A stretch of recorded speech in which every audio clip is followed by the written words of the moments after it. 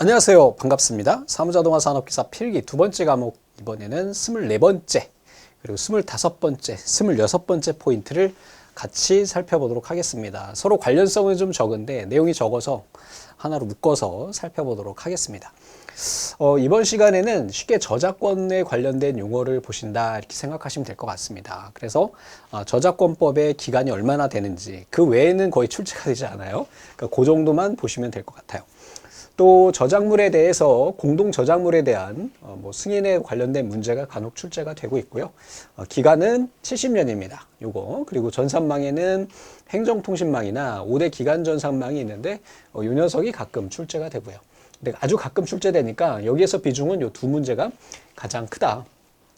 즉 이번 포인트에는 문제가 3문제 정도가 이게 출연이 되는데 매회 출제되는 건 아니고 출제 빈도가 제일 높은 거는 바로 이 두 가지 녀석이다. 이렇게 생각하시고 봐주시면 되겠습니다. 그러면 우리가 빠르게 봐도 괜찮겠죠? 저작권법은 요즘엔 워낙 그냥 일반화돼 있어서 어렵지 않게 느껴지실 것 같아요. 제가 가수예요. 그러면 노래를 하나 만들었다? 그러면 그것에 대한 저작권은 저에게 있죠. 그래서 사후 70년까지 보장을 받을 수 있다라는 거. 요즘에는 이런 저작권 때문에 어떻게 보면 가수분들이나 이런 분들이 곡 만드시는 분들이 굉장히 풍족하게 잘 사시는 것 같아요. 자, 저작물이라고 하는 거는 말 그대로 사람이 뭔가 만들어낸 것, 창의적으로 만들어낸 것을 의미한다라고 생각하시면 되겠고요. 컴퓨터 프로그램 저작물은 소프트웨어를 의미하는 거예요. 그러니까 MS 오피스든 윈도우도 모두 다 저작권법에 등록이 되어 있고요. 저작권에 의해서 보호가 되고 있습니다. 자, 데이터베이스 있죠? 우리가 모아놓은 자료도 또한 마찬가지로 저작권을 가지고 있어요. 그래서 이 데이터베이스 같은 경우는 소재를 체계적으로 배열 또는 구성한 편집물로 개별적으로 그 소재에 접근하거나 그 소재를 검색할 수 있도록 하는 것을 말하고, 데이터베이스 제작자는 데이터베이스의 제작 또는 그 소재의 갱신, 검증 또는 보충에 인적 또는 물적으로 상당한 투자를 한 자를 의미하는 거죠. 그냥 나열되어 있는 데이터를 모은 것만 가지고는 안 되고요. 그것을 인적으로 사람이 어떤 의미를 부여하거나 해서 필요한 정보로 만들어내면 이것이 바로 돈이 되는 거죠. 그래서 많은 그 국가 IT 기업들이 이런 데서 돈을 많이 벌어들이는 거죠. 네이버, 카카오, 또 뭐가 있어요? 구글, 이런 것들. 자, 공동 저작물이라고 하는 거는 2인 이상이 같이 제작한 것을 의미하고요. 이 저작권에 대해서 권리를 행사하려면은 이 전체 공동 저작자들의 전체 합의가 필요해요. 요게 자주 출제가 됩니다. 요게 이제 포인트예요. 네. 뒤에 문제가 있으니까 한번 보시면 됩니다. 다음에 이번에는 저작권법에 사용되는 용어들인데요. 그냥 간단하게 정리하시면 됩니다. 자, 복제라고 하는 거는 복사하는 거예요. 예전에 우리가 이제 CD에다가 음악을 이렇게 해가지고 앨범을 판매했잖아요. 예전에 김건모 씨가 150만 장 팔았다 막 그런 얘기가 있었는데, 요즘에는 워낙 음원 사이트에 많이 올라가니까 예를 들어서 제가 벅스에 음원을 올리거나 노래를 만들었어, 작곡가야. 또는 멜론에 올리거나 스포티파이에 올리거나 이런 식으로 음악을 복사해가지고 여러 곳에 이렇게 올려놓는 것들, 또는 CD를 여러 장 복사해서 판매하는 것, 이걸 우리가 복제라고 이야기를 합니다. 자, 배포랑 발행은 같은 묶음이에요. 그래서 배포라고 하는 거는 내가 만든 노래를 일반 사용자들에게 판매하거나 대여하거나 이러한 상황을 의미하고, 이렇게 배포하는 행위를 발행이라고 이야기를 하는 거죠. 자, 공표 같은 경우는 저작물을 공연이나 공중송신이라고 하는 거는 요즘에 보면 유튜브나 이런 것이 되겠죠. 또는 전시 그 밖의 방법으로 공중에게 공개하는 경우와 저작물을 발행하는 경우를 말해요. 공표 다 비슷한 내용이 됩니다. 그래서 공표라는 거는 공식적으로 내가 이거를 이거 내가 만든 거야 라고 이야기를 하는 거죠. 자, 프로그램 역 코드 분석권이 있는데 내가 소프트웨어를 개발을 했어요. 앱을 하나 개발했어요. 그러면 이 프로그램에 소스 코드가 있을 거잖아요. 그래서 우리 프로그램 쪽에서 1과목에서 보셨을 텐데 오픈 소스라고 하는 애가 있잖아요. 그럼 이 코드를 만약에 오픈 소스가 아닌데도 불구하고 독립적으로 창작된 컴퓨터 프로그램과 저작물을 다른 컴퓨터 프로그램과 호환이 필요한 정보를 얻기 위해서 컴퓨터 프로그램 저작물 코드를 복제 또는 변환하는 것을 프로그램 역 분석권이라고 이야기를 합니다. 일반적으로는 역 분석권을 허용하지 않죠. 프로그램 배타적 발행권은 프로그램의 저작 재산권자는 다른 사람에게 그 저작물에 대해서 독점적으로 복제하여 배포 또는 전송할 수 있도록 하는 배타적 권리를 설정할 수 있어요. 결국은 이게 뭐예요? 앱스토어, 플레이스토어가 이 역할을 하는 거죠. 이렇게 생각하시면 됩니다. 굳이 보려고 하지 마십시오. 문제 자주 안 나와요. 공표권은 공표할 수 있는 권한을 의미하고요. 성명 표시권은 야, 이 노래 내 거야 라고 해서 이름을 붙일 수 있는 거고, 동일성 유지권은 저작자는 그 저작물의 내용, 형식, 제호의 동일성을 유지할 권리를 갖게 된다. 공표해도 되고 안 해도 됩니다. 자, 복제권, 공연권, 공중송신권, 전시권, 배포권, 대여권, 2차 저작물 작성권, 다 이러한 용어들이 있는데 그냥 이름 그대로 정리를 해주시면은 되고요. 뭐 굳이 얘네가 또 시험 문제 나오지도 않아요, 또. 그러니까 간단히 보고 넘어가십시오. 자, 저작권법에 대한 내용이에요. 저작재산권 보호기간에 대한 내용인데요. 시행일이 2013년 7월 2일이에요. 요게 아마 요 2년 전인가 3년 전인가 그 미국하고 WTO인가? 요거 협상 맺으면서 그전에는 얘네가 다 50년이었는데 이때부터 70년으로 상향 조정이 됐습니다. 그래서 요 사망한 후 70년까지 존속한다. 요거까지 기억하시면 되고요. 뭐 나머지 쭉 다 70년이라는 이야기를 이야기하는 거고요. 데이터베이스도 마찬가지로 데이터베이스의 저작을 완료한 때부터 발생하고 그 다음 해부터 가산해서 5년간 존속한다라는 거. 데이터베이스는 5년밖에 안 된다라는 것만 여러분들이 정리하시면 됩니다. 이 내용은 법 조문인데요. 요건 다 빼시고 70년, 5년 이렇게만 기억하시면 되겠습니다. 한국저작권위원회의 업무 내용은 당연히 저작권에 대한 분쟁이나 알선 조정을 해주는 역할을 하고요. 저작권 위탁관리업자의 수수료 및 사용료 요율 또는 금액에 관한 사항 및 문화체육부 장관 또는 위인 3인 이상 공동으로 부의하는 사항을 심의한다 그랬어요. 그냥 한국 저작권에 관련돼서는 한국저작권위원회에서 진행한다 보시면 되겠고요. 프로그램 저작물에 등록부에 기재해야 될 사항들은 어떤 게 있냐? 뭐 등록 번호, 저작물의 제호, 제작자, 성명, 창작 공표 및 발행 연월일, 등록 권리자의 성명, 주소, 등록 내용 이런 것들을 우리가 등록을 한다.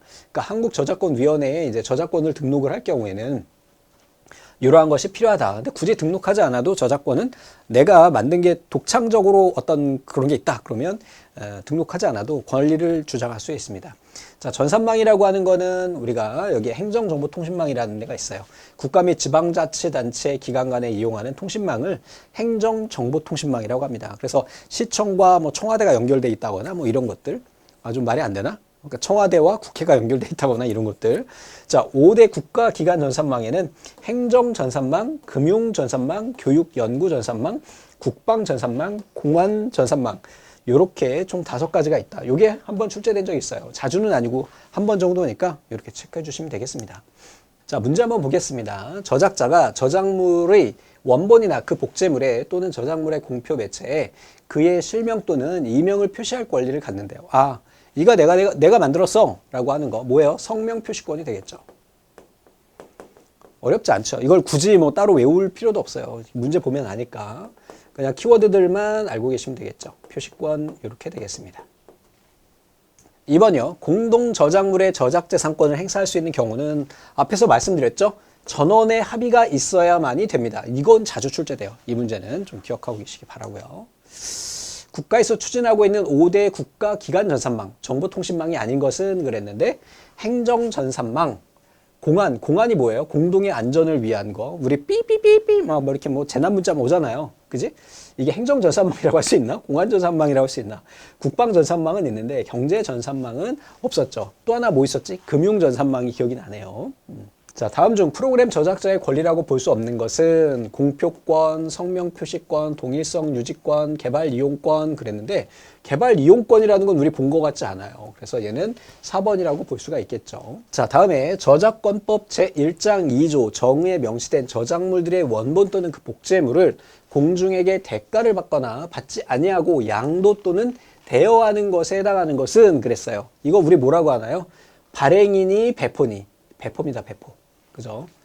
요렇게 됩니다. 헷갈리지 마십시오. 자, 다음에 이어서 25포인트예요. 빠르게 봅니다. 저작권에 관련된 문제는 문제가 많지 않아서 굳이 시간을 많이 들이지 않으셔도 됩니다. 자, 마찬가지 사무작업의 효율화와 정보 보호 쪽에서도 실제로 시험 문제 출제되는 게 별게 없고 어렵지가 않아요. 그래서 이게 핵심적으로 출제되는 것만 찍어드리고 갑니다. 사무 간소화라고 하는 거는 우리 앞에서 사무 제일 먼저 뭐 했어요? 계획화, 조직화, 그 다음에 통제 이렇게 했었잖아요.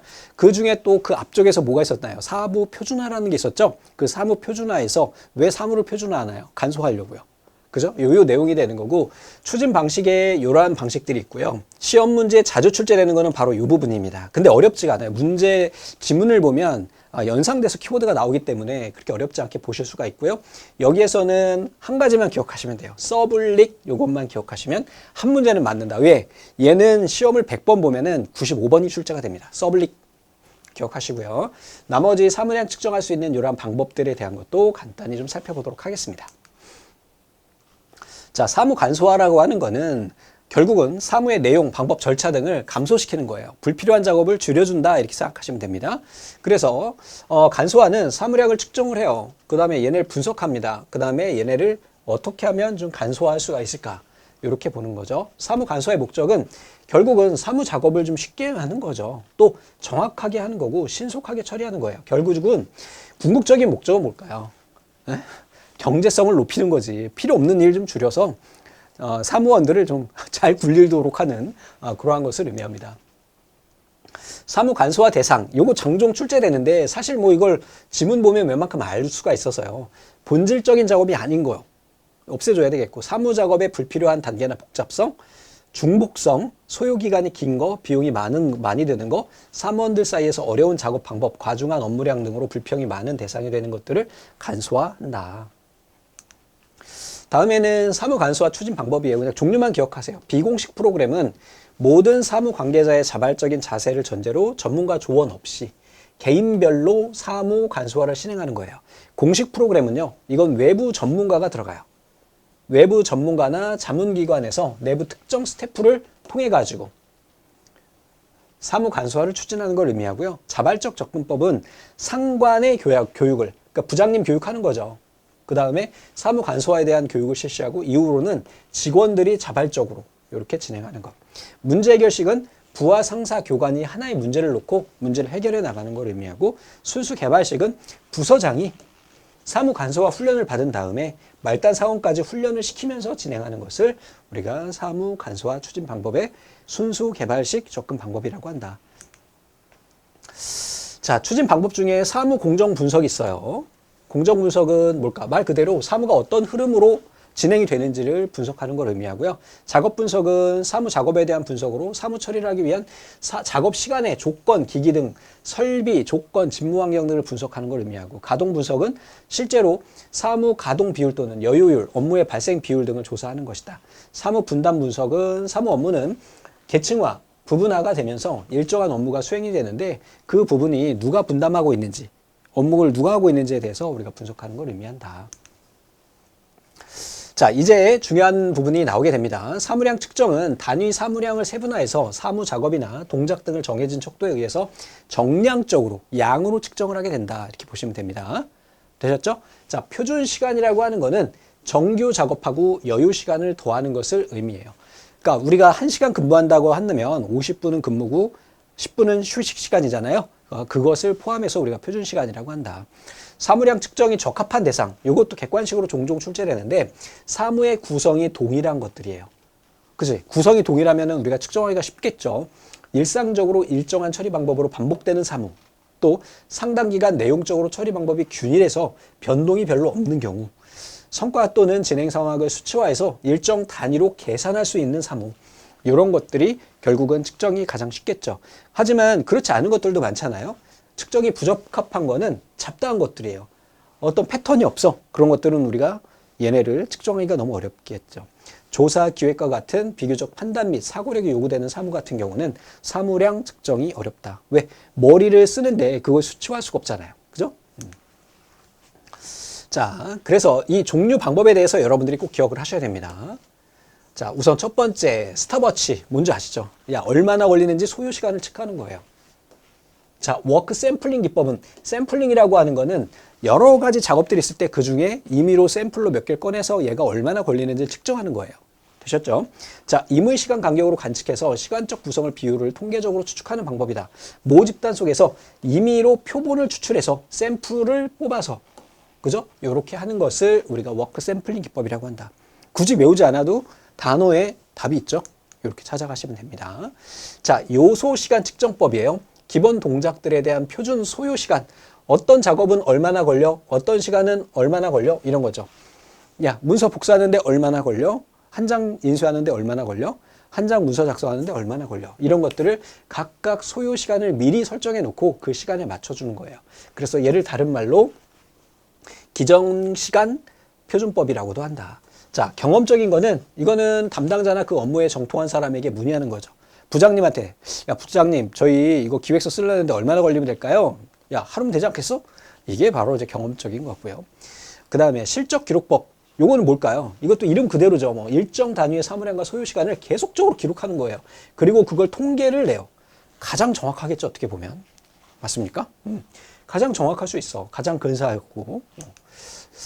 자, 사무작업의 효율화는요, 동작 연구를 통해 가지고 우리가 작업자가 전체 동작을 분석해서 그 중에 불필요한 동작을 제거하는 거예요. 예를 들어서 문서를 복사하러 가는데 문서를 정리하는 시간도 많이 걸리고 가서 올려놓고 카피하고 내려서 정리하는 시간도 많이 걸린다. 그 시간들을 단위별로 쪼개는 거죠. 그죠?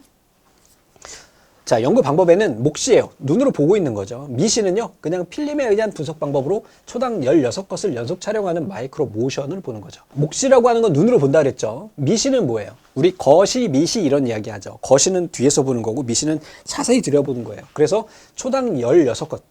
굉장히 자세하게 분석하는 거죠. 이게 미시 분석법입니다. 오늘 지금 보고 있는 이 포인트 3개 중에 시험에 제일 많이 출제되는 게 뭐냐고 물어본다면 저는 이걸 정하고 싶습니다. 서블릭이에요. 그래서 길브레스 부부가 있는데요. 이 학자들이 고안해낸 거예요. 18개의 동작 요소로 사무 동작 연구 분석하는 단위예요. 그래서 자기들 이름을 거꾸로 이렇게 읽어서 얘를 서블릭이라고 한다. 아주 자주 출제됩니다. 용어가 서블릭이 나왔다 그러면 걔가 답이에요. 동작의 경제 원칙이에요. 인체 사용에 관한 원칙이에요. 작업자의 배열에 관한 원칙, 공구 및 장비 설계에 관한 원칙. 뭐 쉽게 얘기해서 이런 거죠. 여러분들 공사장에 보면 그 공사하시는 분들 이 벨트에다가 장비 차고 다니시죠? 그것도 다 과학적인 거다. 그 오른손에 잡을 수 있는 거, 빨리 찾을 수 있는 것들을 이쪽에다 장착하고요. 또 좀 많이 안 찾는 것들, 하지만 그래도 찾는 것들은 왼쪽에다 놓는다든지 이렇게 이게 동작의 경제 원칙이에요. 불필요한 동작을 제거하기 위해서 그런 거죠. 우리가 이제 어떤 공사나 일을 하다 보면 장비 찾다가 시간 다 간다고 그러죠. 그러니까 그런 걸 줄여주는 것을 우리가 동작의 경제 원칙이라고 이야기를 합니다. 인체 사용에 관한 원칙이고 작업장의 배열에 관한 원칙, 공구 및 장비의 설계에 관한 원칙이고 생산 작업뿐만 아니라 사무 작업에도 얘를 응용할 수가 있어요. 요게 이제 요것도 종종 출제되는데 왼손으로 할 수 있는 걸 오른손을 사용하지 않는다. 왜? 왼손으로 쉽게 할 수 있는데 오른손 그러잖아도 바빠 죽겠는데 야, 너 나 도와줘 이렇게 하는 것보다는 왼손 네 혼자 할 수 있는 건 네가 알아서 해 이거가 되겠죠. 시간 연구는 소요 시간을 측정하는 것, 또 동작 및 시간 연구는 서식 절차 도표, 작업 도표, 서식 경량 도표를 통해 가지고 동작 및 시간을 연구를 작성하는 것을 의미합니다. 간혹 출제됩니다. 종류. 자, 문제 한번 보겠습니다. 일정 단위의 사물량과 소요 시간을 계속적으로 기록하고 통계낸대요. 이거 실적 기록법이네요. 실적 기록법. 이렇게 정리하시면 됩니다. 근데 뭐 연차 보시면 아시겠지만 굉장히 오래전에 출제되고 말았던 그런 내용이고요. 자, 2번이요. 다음은 사물량 측정 방법 중 어떤 것을 설명한 것인가? 모집단 속에서 임의로 표본. 아, 이거 워크 샘플링이네. 그죠? 워크 샘플링. 객관식 문제입니다. 이거 사실은. 다음 사무작업의 측정과 관련이 없는 것. 경험적 측정, 워크 샘플링, 실적 통계, 추상적 추정. 이거 없어요. 안 본 것 같아요. 그죠? 처음 보는 단어네요. 다음 길브레스 부분은 끝. 나오는 순간 서블릭이에요. 이게 답입니다. 그냥. 자, 동작의 경제 원칙을 가장 잘 나타내고 있는 것은 그랬어요.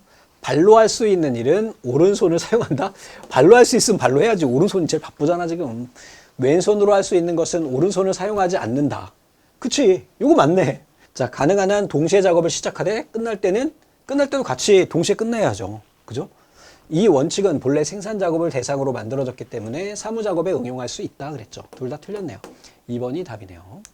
자, 이어가지고 26포인트에 와서 EDI와 전자문서인데 이것도 사실은 답이 다 정해져 있어가지고 예, 핵심 포인트만 알고 계시면 됩니다. 그래서 답이 EDI예요. 답이. 그지? 그리고 답이 에디팩트고요. 답이 CTS예요. 그러니까 이게 답이 되는 겁니다. 되셨죠?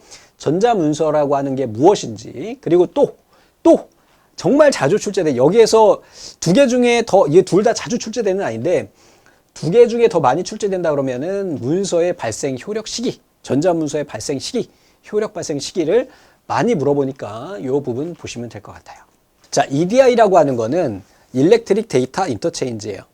뭐 너무 간단한 겁니다. 우리가 전자적으로 문서를 표준화하고 그 표준화된 문서 형식으로 서로 자료를 주고받는 걸 의미해요.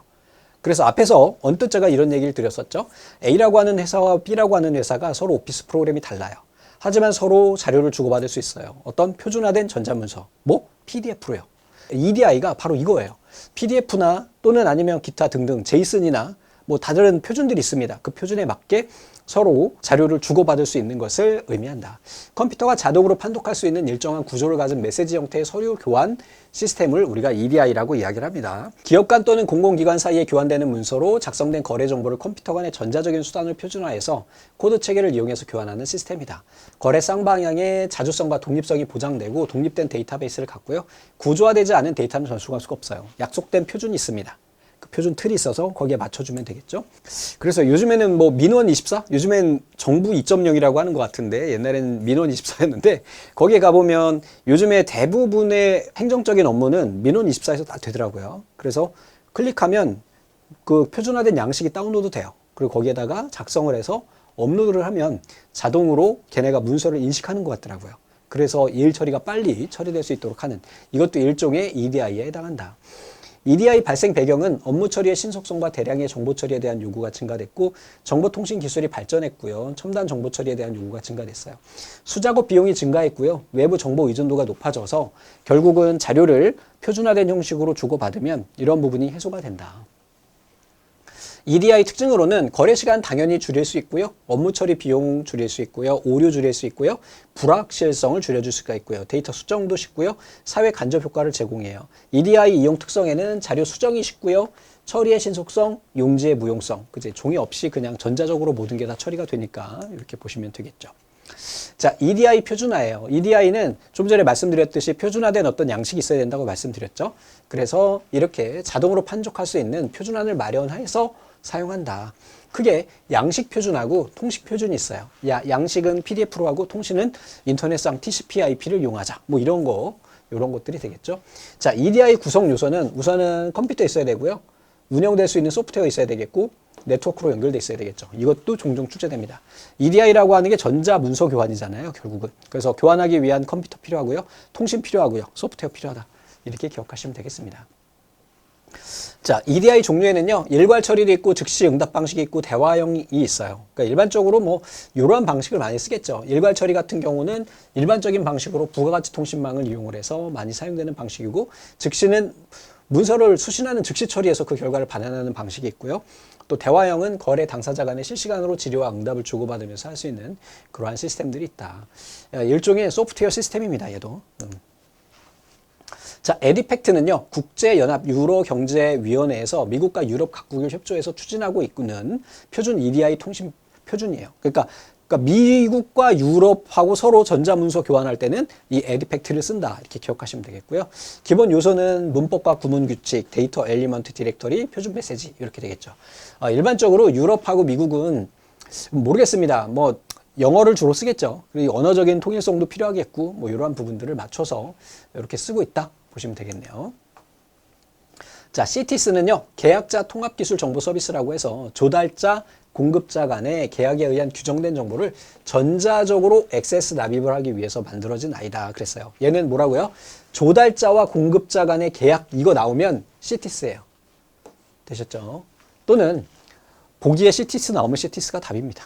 그죠? 그래서 정리하자면 EDI는 문서의 표준화를 꾀하고요. CTS는 정보 전달 기능 및 지원사항 전체를 의미한다. 얘가 더 확대된 넓은 의미를 갖는다. 이렇게 정리하시면 되겠네요. 자, 전자문서라고 하는 건 뭘까요? 컴퓨터 등 정보 처리 능력을 가진 아이를 가지고 만들어진 문서를 우리가 전자문서라고 이야기를 합니다. 대부분 이제 그렇죠. 메일로 보내도 얘는 전자문서고 EDI를 통해서 전송해도 얘도 마찬가지로 전자문서가 됩니다. 자, 요게 자주 출제가 됩니다. 전자문서가 그 효력을 발생하는 경우는 받는 사람 컴퓨터 파일에 기록되었을 때예요. 됐죠? 행정기관에서 송신한 전자문서는 당해 문서의 송신 시점이 컴퓨터에 의해서 전자적으로 어디요? 기록됐을 때, 파일로 저장됐을 때예요. 전자적이라고 하는 건 파일로 저장됐을 때. 됐죠? 이때 송신자가 발송한 걸로 본다. 자, 전자문서는 작성자 외에 또는 작성자 대리인 외의 자가 관리하는 컴퓨터에 입력된 때, 이것도 한번 나온 적이 있는데 그렇게 자주 나오진 않아요. 이것만 기억하세요. 수신자의 컴퓨터에 파일이 기록됐을 때.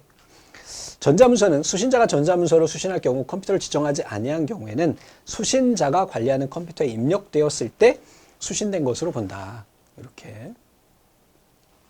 요즘에는 그 전자소송 이런 거 하면 전자문서로 오거든요. 그죠? 요런 것들도 하나 생각해 보시면 좋겠네요. 자, 국가기관 또는 지방단체, 장체, 장이 전자문서 처리를 위하여 고시해야 될 사항들이 몇 가지가 있는데 그냥 이거는 간단히 정리하십시오.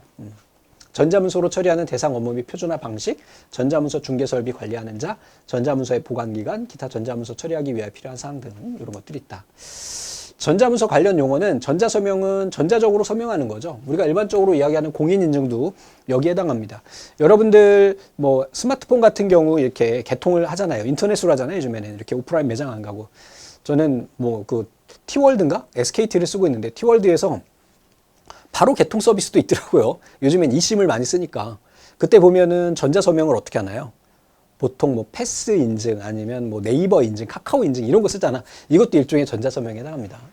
행정 전자서명은 전자문서를 작성한 행정기관, 보조기관, 보좌기관 또는 공무원의 신안과 전자문서의 변형 여부를 확인할 수 있는 정보로 당해 문서에 공유하다. 공인전자서명은 공인인증서에 기초한 전자서명이고 공인인증서 많이 아시죠? 요즘에는 이제 공인인증서를 의무화하지 않아서 개인 사적인 그런 뭐 카카오 인증이나 네이버 인증 이렇게 이런 것도 열려 있죠. 이걸 뭐라고 하더라? 그 있던데 인증서 이름이. 전자정부 어떤 건지 아시죠? 앞에서 말씀드린 민원24 같은 지금은 정부 2.0 이렇게 하던데 요것을 의미한다. 자, 문제를 보겠습니다. 표준 양식을 가지고 구조화된 데이터를 전송해서 수신 측의 컴퓨터가 직접 처리 가능하도록 하는 것은 네, 바로 EDI가 되겠죠. 어렵지 않죠? 예, 얘가 답이에요. 기업 간 통합정보 서비스로 기업 간 전자거래의 핵심이며 조달 측과 공급 측 나오는 순간 뭘 쓰면 돼요? CTS를 쓰시면 됩니다. EDI의 발생 배경이 아닌 것은 전산 관련 업무를 맡은 유능한 인재 활용? 조금 그런데? 정보통신 기술의 발전, 이건 맞는 거고요. 대량의 업무 처리에 대한 신속성 요구, 외부 정보의 의존. 맞는데 1번은 야, 전산 관련 업무를 맡는 유능한 인재가 많으면 굳이 EDI 할 필요 있나? 걔네가 알아서 하면 되지. EDI를 구성하고 있는 기본 구성 요소와 거리가 먼 것은 그랬어요. 하드웨어 있어야 되죠. 네트워크 있어야 되죠. 소프트웨어 있어야 된다 그랬죠. 데이터베이스는 여기에 포함되지 않습니다. 기본 요소에는 포함이 안 됩니다. 하지만 데이터베이스도 있어야 되긴 해요. 사무 관련 규정상 전자문서가 그 효력을 발생하는 경우는 그랬어요. 작성자의 컴퓨터에 입력됐을 때, 작성자의 컴퓨터가 아니잖아. 수신자의 컴퓨터에 파일로 기록되었을 때, 그죠? 요거 기억하시면 되겠습니다. 자, 다음에 EDI 시스템에 관한 설명 중 옳은 것은 그랬어요. 수신자의 데이터 추출 및 재입력, 당사자 간의 즉시 이동, 구조화된 표준. 야, 이건 너무 쉽잖아. 그죠? 자, 그래서 여기까지 해가지고 세 가지 포인트를 빠르게 봤습니다. 내용은 많은데 사실은 문제로 출제되는 게 제가 찍어드린 거 외에는 없어요. 그래서 여러분들이 이러한 포인트로 해서 딱딱딱 학습해 나가시면 빠르게 여러분들 필기 합격하시는데 도움이 되실 것 같습니다. 고생하셨습니다. 감사합니다.